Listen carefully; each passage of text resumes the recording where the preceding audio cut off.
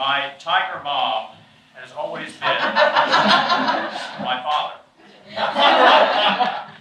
Growing up as a Korean family in Hoover, we were a lot like the middle-class families around us. Our household was indistinguishable from most of the other households out there.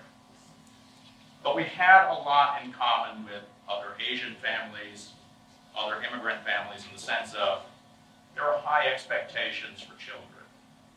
They were expected to make something of themselves, to go to an Ivy League school, to become a doctor, or an attorney, or an engineer. My dad taught at the University of Montevallo as a professor of physics and math. My mom almost went into teaching. She got her master's in English in America, but she went on to be an entrepreneur, a retailer at a store about 2 blocks down that way. She started and ended her retail venture there over the course of 20 years. So both my parents immigrated to America from Korea, and I was first-born generation here. And they had big expectations for me in school. Fortunately for them, I loved school. I loved going to class. I loved doing homework. I loved learning about the world. I had this insatiable curiosity about everything around me, and that curiosity has remained unabated to this day. When I started in first grade, I was really competitive.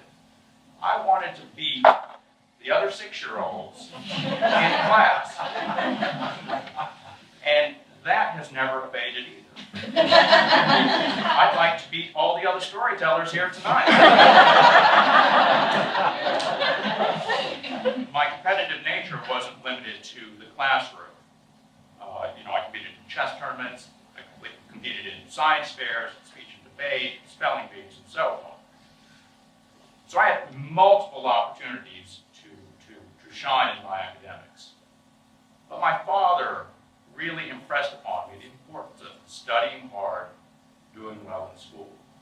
So our vision aligned properly. We both wanted the same thing. And through hard work and through applying myself, I got straight A's. I went to Green Valley Elementary School, which was down the road from my house. I walked home from school every day. And consistently, I brought home perfect report cards, except for one time. In the 3rd grade, I brought home a report card which had broken the streak. And this upset my father. So angry was he about this low mark that he beat me for a grade in writing of a B. I was disappointed in myself. But I was surprised. I didn't realize how hard he would take it, how hard he would take it out on me. And I was stunned. I had not realized the consequences of getting a B. Through his subtle encouragement, I resumed my streak of all A's through elementary school and through Simmons Junior High and then on through high school. I went to a place called Shades Valley Resource Learning Center. At the time, it was the county school for the gifted. After I graduated, a few years later, they renamed it. It was the Jefferson County International Baccalaureate School. It's been picked as one of the top schools in the country. And for me at the time, it was a thrill to go there because I was going to class with some of the best and the brightest in the area. And I got to take AP this and AP that, and got to expand my horizons even more. And, through luck and hard work, I graduated at the top of my class. I was co-valedictorian in high school, and I got into an Ivy League school. I got into Cornell. And I thought that this would show my dad that I had been serious about my studies and that I had applied myself and that I was going places. Cornell was a good break for me because it was far from home. And it was a new playing field. So here are students from around the world who are the best and the brightest, and I get the privilege of going to class with them, and I get to compete with them. I spent a lot of time in college studying. I mean, I'd be at the library, I'd be doing research, I'd be writing papers, I'd be hearing written tests. And don't get me wrong, I enjoy all of it. I love learning and digging in deep into these areas and doing well on tests and so on. I saved a little time for extracurricular activities. I did a couple of them. One was I worked on the student newspaper. Ironically enough, as a writer, the love of writing had been beaten into me.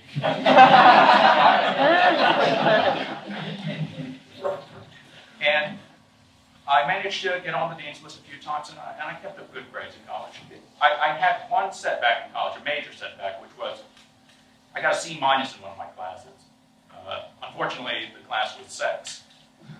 And my dad did not beat me over that grade. I guess he figured that a C- in sex is its own punishment in life. Despite that setback, I graduated from with honors, and I had worked so hard on it that I had gotten 4 years worth of academics in the 3, so I graduated a year early. And I thought, well, this will show my dad. I mean, he will appreciate the fact that all of that hard work has paid off, that I've been serious about continuing my good study habits and my work habits, and that this will give him confidence that I'm on the right path. He was not impressed. From his perspective, growing up in a traditional Korean household, I was little more than property in his eyes, and that he was free to determine what I would do after graduation. What he had decided was that I would take over the family business, that I would go into retail. I had worked in retail, growing up part-time after school and so on. It just wasn't a good fit for me. There's nothing wrong with retail, but just my talents and my passion lied elsewhere. So I moved home to Hoover after I graduated, and I was literally where I had started. All of that schoolwork, all of those successes, all of those awards really amounted to nothing at this point. I kind of saw my future as a dead end, and I didn't know what to do next. I was despondent because it seemed like it had all been yanked away. At the gentle age of 21, I came up with a plan. The only one I could think of, and it was I would run away from home. I did it without warning, but I planned it meticulously for weeks.